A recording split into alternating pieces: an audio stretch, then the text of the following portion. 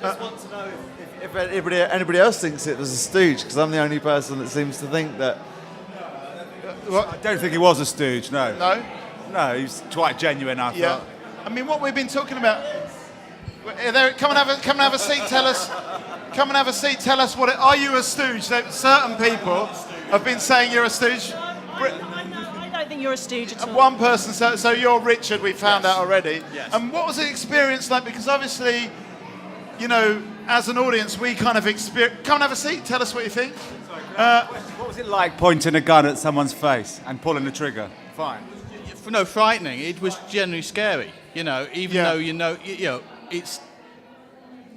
Even though you know he's put all the safety, the safety procedures in place, it's still, things go wrong unless. Well, it is. It's the last night. Yeah. So if he was going to do it, it would be tonight. I mean, I have to say, when I watched it a few nights, come and get involved in this. What did you think? Were you? I sort of felt I wanted to be that person up on the stage until that moment when he gets the gun out, and I'm like, oh, I am so glad he didn't pick me. To go and turn the gun towards the audience and but that's why he knows what he's doing. So he picked Richard that wouldn't do that. I mean, what was the relationship we're talking about? Do you think he was? Stephen over here has kind of said that he was kind of cold reading you. If you know what that means. I mean, he's a good reader of people, and I think a lot of the show is making sure that I wasn't the sort of person that was going to go nuts with a gun. Right. Getting that connection and just making sure that connection was so there. How did it feel to be read and to sort of like kind of him to kind of? It's just somebody there are people just empath, just naturally empathetic or trained to have a trained level of empathy, and it's something you get used to. Some people know more about you than you do. You know, it's like, I mean, earlier on, before the show, we were talking about Google knowing more about you than you know about you. So, I mean, is it a good thing or a bad thing? That's the question. Is that sort of feeling of somebody knowing about you, does it sort of like make you feel, whoa, or does it make you're saying you kind of feel more connected in a way? Yes, that show is about that connection, really. That's that's the thing you take away from the show. Yeah. That it's about making that connection, and the fact that there are people that are better than naturally better at making that connection than other people. That can't be a bad thing. Okay. I've got one bit where I was confused. The only bit question for the rest of you. Okay. The whole stuff about not wanting to reveal the trick.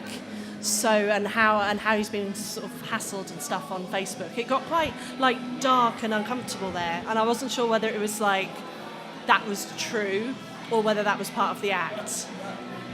They had all the sound cues. I mean, I really like the show, and I think it's very complex and very layered. And I think you were brilliant.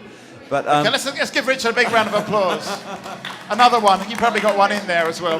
But there's no way that I bought into it as like that was a real moment where he was like, because as soon as we made that decision, all the sound cues were ready. It was prepared theatrically.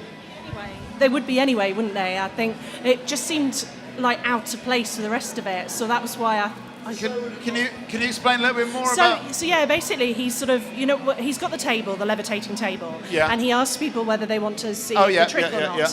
And then he kind of got this bit of paper out and started talking about how he's been harassed by magicians for revealing the secret. And then basically, like, kind of begged the audience to say that they didn't want to see it, so he wouldn't have to do it. And obviously everybody's like laughing and going, no, we want to see you suffer. And in the end, nobody really changed their mind. But then I kind of like felt when he was doing that, he was quite it was quite dark. He was almost like disappointed in us. So I didn't know whether it was the show. Well, we want to see the trick, and we want to see someone get shot in the face. I mean, do you think there is? Do you think there is this kind of darkness in the audience that actually the audience? It's like the Colosseum. I think it's like the Colosseum. We want to see blood and guts, and something go wrong. I do. Okay. Did you want to see something go wrong? No. Okay, well, let's just get some. With the gun. I didn't want to see anything go wrong. No. Okay. Is that what it's? Okay. Yep. I just felt like it was a bit of a comment on the human state. Right. And that there was that, you're going to, some people want to keep the magic and some people don't want to keep the magic. Most people don't seem to want to keep the magic. What sort of person are you? I looked away. You looked away? I didn't watch the trick. Okay, so you're definitely somebody that wants, most people don't, but is that about what you want to do or is that about what everybody else is doing? Yeah, normally I don't like to know the trick, but I kind of felt that I wanted to see it today because I'd be missing something if I didn't, because the rest of the audience were all looking. So, normally I would say to somebody, don't tell me what's behind the trick, but everybody else was so... Yeah. Like a classic bit of reverse psychology. I think that the show couldn't have worked if we decided to let him off the hook and not watch the trick. We had to sort of humiliate him or show that we were willing to turn on him, because that's really, it's about that, isn't it? It's kind of about it's about melancholia and separateness and those kinds of things. I just want to put a call out. Come and sit down on the table of chat if you've got a view. Was this about making a human connection? That's what the consensus of the table around here are kind of saying, that this is all about this connection, and it's about the audience almost kind of, are they a dark force, the audience? Is it about making the audience come and have a seat, Dave? Tell us what you think. Anyway, what are you going to say? What was I Has going it to gone say? now? It's gone now, actually. Oh, sorry. I was going to say... No, it's gone. Okay, well, we were talking about this. What were you talking about, Stephen? You were sort of saying about... anyway, maybe... I think the audience, he made us turn on him. He needed us to turn on him. Yeah. If we hadn't have done that, you wouldn't have had all of the kind of like the sadness in the... Okay, so he needed the audience to turn on him. What I'm going to do is just get a quick... Oh, no, because you had your point. We wanted to see the trick. We wanted him to see how the trick was done. So he wasn't above us. He was not... We didn't want to empower him with magic. We wanted just to make him cunning like a human, like we are. Okay, so it was important that he became human like us. Let's quickly just... would you like to come and sit on the table of chat? He says his real name is Rob, but... So, is your real name Rob? These are some of the questions. There's been a lot of philosophical chit chat about, what is this about? Is it about making a connection? Is that what it's about? Richard said he felt he had a connection. It was a good thing, and that's a consensus around the table. I've been sitting here talking to people about this for a couple of weeks, and different people have had different ideas. But I guess do you want to leave it open to people to take from it what they want, or?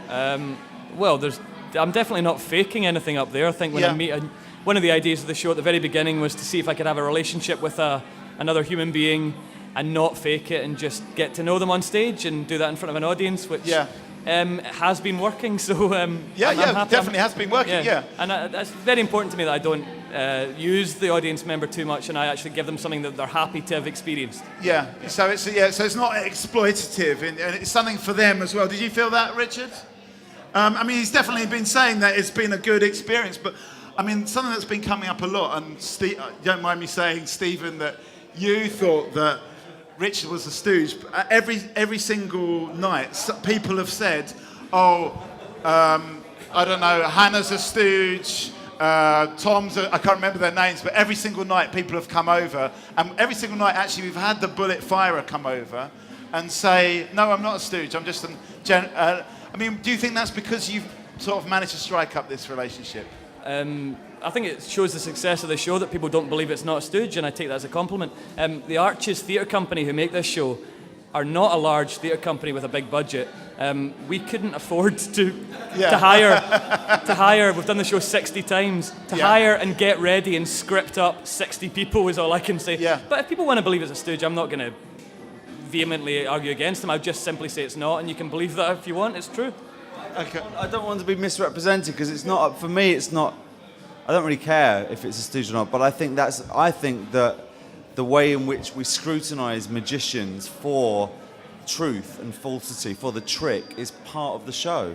So you're always going to look at that other human being, and it's kind of that, like, the whole thing is about free will or faith, am I going to have faith in you as either magician or actor playwright that you aren't tricking me? I think that's all part of the show. Is there a connection between free will and faith? I mean, free will and faith.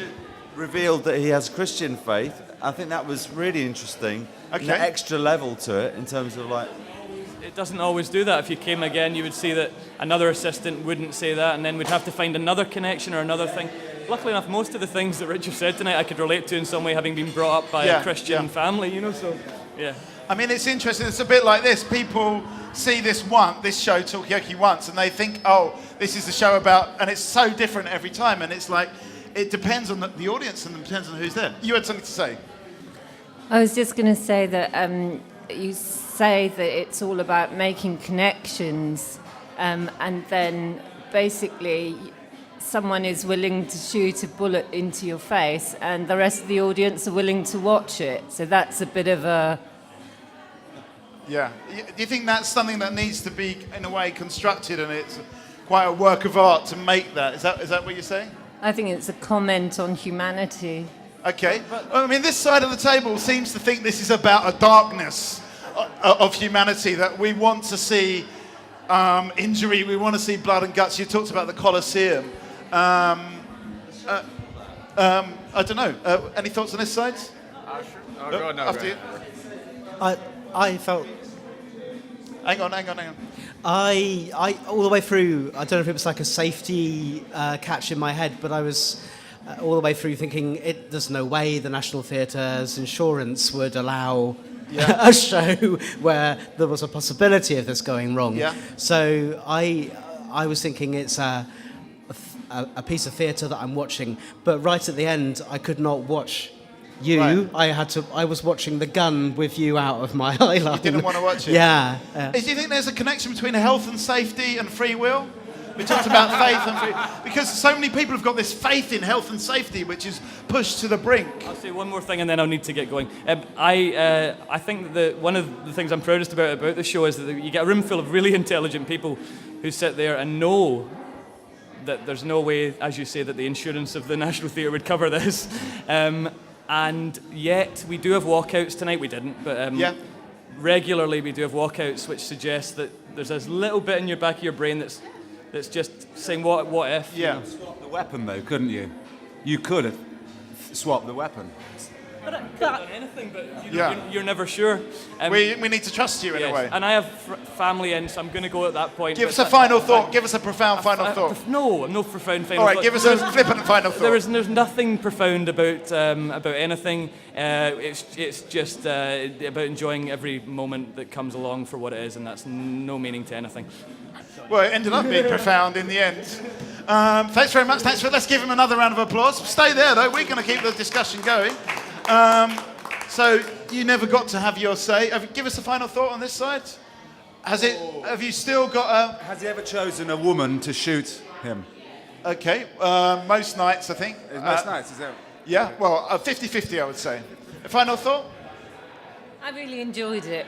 Okay. Well, that kind of adds fuel to it.